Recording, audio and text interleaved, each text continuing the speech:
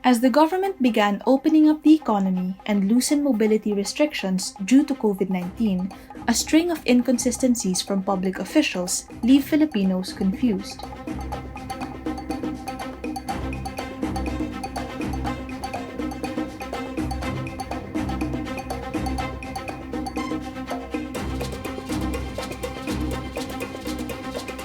Sa batas natin sa pagbabakuna, ipinagbabawal po na i-require yung vaccination card. Yung para po makapaghanap ng bagong trabaho. Bawal po yun. Very express in the law na ito ay ipinagbabawal.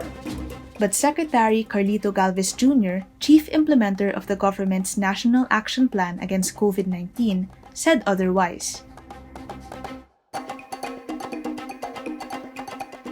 Labor Secretary Silvestre Bello III echoed Galvez's view, which in turn contradicted his undersecretary. Kasi that's the privilege of the employer. Kung sino ang ganyan i-employ. Because before the person is employed, there is no employer-employee relationship. Palace spokesperson Harry Roque had another take on the issue. Kinakailangan po siguro ng batas kung ipagbabawal yung pag-hire ng mga non-vaccinated individuals. Adding his voice to the confusion, Justice Secretary Minardo Guevara disagreed with Bello and affirmed Labor Undersecretary Benavides's position. After 5 days, Guevara said the other members of the IATF shared his position that a no vaccine, no work policy cannot be made mandatory. But 2 weeks later, President Duterte contradicted his own task force. You seek employment, and then one of the reasons that would be asked of you by the prospective employer would be kung bakunado ka. Kung hindi ka bakunado, hindi ka tanggapin sa trabaho. I think that is legal.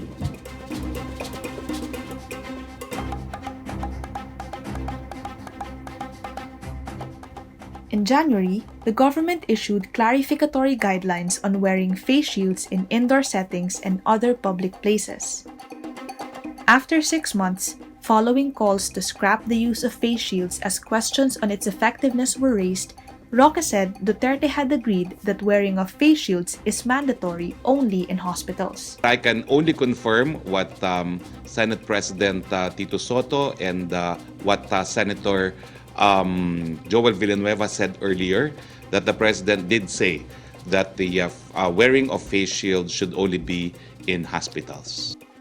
Addressing the confusion on whether the President's statement is already a policy, Roque said, Ang malinaw po ganito hindi na po kinakailangan ng face shield sa labas kasi hindi naman po inapila yan ng IATF. Ang inapila lang ng IATF yung pagsuot ng face shield sa loob, kasama na po sa mga malls at iba pang mga commercial establishments at saka sa mga pampublikong transportasyon. In a tweet 7 hours later, the spokesman retracted his statement. I'm doing away with that. That was just a suggestion, actually.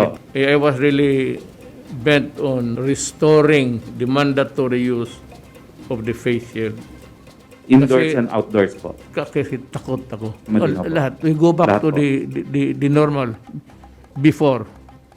So, balik talaga lahat. No exception.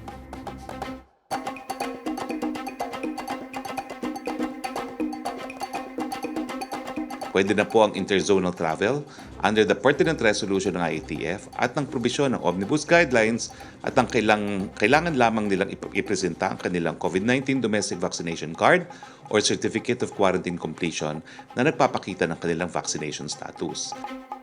6 days later, the IATF retracted its July 2 guidelines under Resolution 125 that gave local government units the discretion to retain the mandatory RT-PCR testing for COVID-19.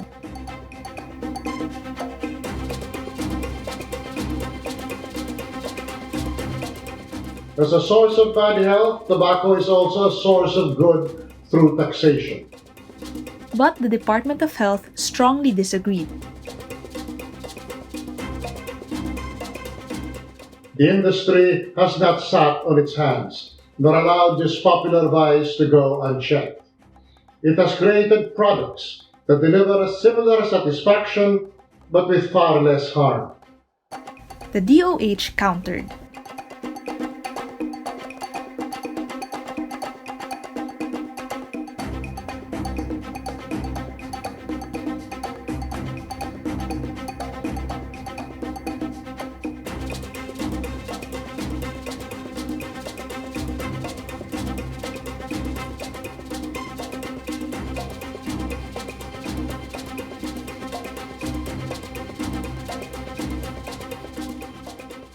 China's recent incursions in Philippine-claimed waters prompted Defense Secretary Delfin Lorenzana and Foreign Affairs Secretary Teodoro Locsin Jr.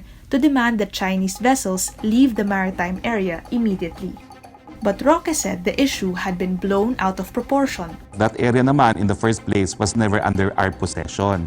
So pinalalaki po. Pinalalaki ang issue. The spokesman added that Julian Felipe Reef, where the Chinese vessels were initially spotted, was not part of the country's exclusive economic zone. Labas po yan. Ganyan pong kalayo yan. Kaya lang, meron tayong claim dun sa Julian Felipe as an island. Kaya we claim na meron niyang territorial seas. This contradicted the assertions of defense and foreign affairs officials. Duterte later issued a gag order on his cabinet members, except for Roque and Locsin, from discussing the issue. May order now to the cabinet and to all and sundry, yung talking for the government to refrain discussing itong West Philippine Sea with anybody.